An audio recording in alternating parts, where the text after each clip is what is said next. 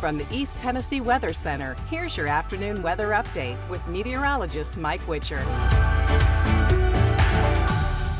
Sure hope you're having a great day so far. A nice, quiet, sunny day ahead of us, but a warmer day indeed, thanks to our low pressure that's moving its way on out, and high pressure is moving back in. Plus, the U.S. Drought Monitor came out, so we have an update on the drought. And as expected, it has definitely expanded across the area. First things first, let's talk about this upper level low that's on the move, moving its way on out of here. High pressure start to build in from Texas, which we'll explain here in just a moment.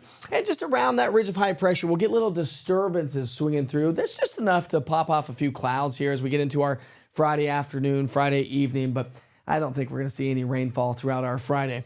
Forecast high temperatures will top out in the low, mid, and a few pockets of upper 80s around the area, so it is definitely a little bit warmer. And now we're going to be trending above average versus what we had yesterday and definitely versus what we had about 2 days ago when we were in the upper 60s. Mid-80s by 6, low 70s by 10 o'clock here tonight.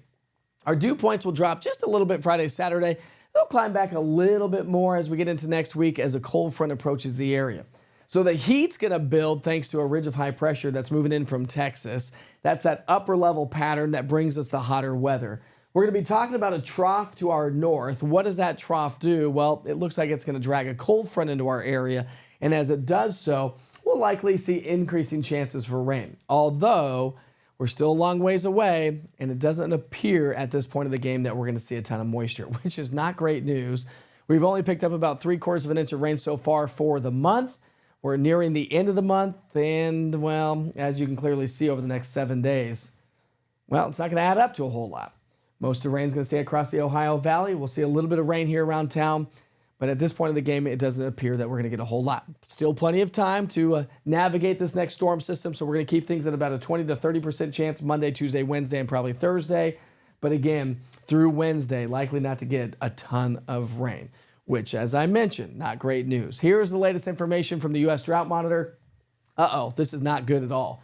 So we now have an extreme drought from Rockwood through Spring City, Saudi Daisy, Whitwell, and Chattanooga.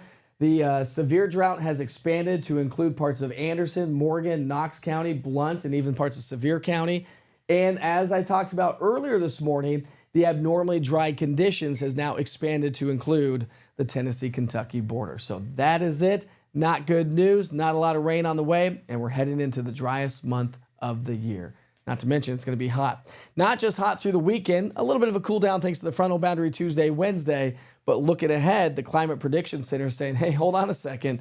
We may be starting the month of October above average. Now, above average would be above 78 degrees, but warmer than average, drier than average. Not great news to pass along. Hey, by the way, if you're heading off to the football game, many of you are going to be taking a road trip to Oklahoma, here's that kickoff forecast. It is going to be a great day. It's going to be a hot day indeed. We'll be in the we'll go upper 70s to low 80s, right around, well, we'll go low to mid 80s anyways during the kickoff time frame. So it is definitely going to be warm, but any tailgaters are definitely going to be on the toastier side for sure. So make sure you stay on top of the latest weather forecast every single day by downloading the East Tennessee Weather app. It's a free app. It does travel across the country, so if you want to check in on the Oklahoma forecast through the app, you can do that. Plus, on your way back, you can check back in with your daily forecast weather updates to see how the weather is playing out here in East Tennessee. We sure hope you have a great day. Your next weather update's coming up at 6 o'clock here tonight. We'll see you then.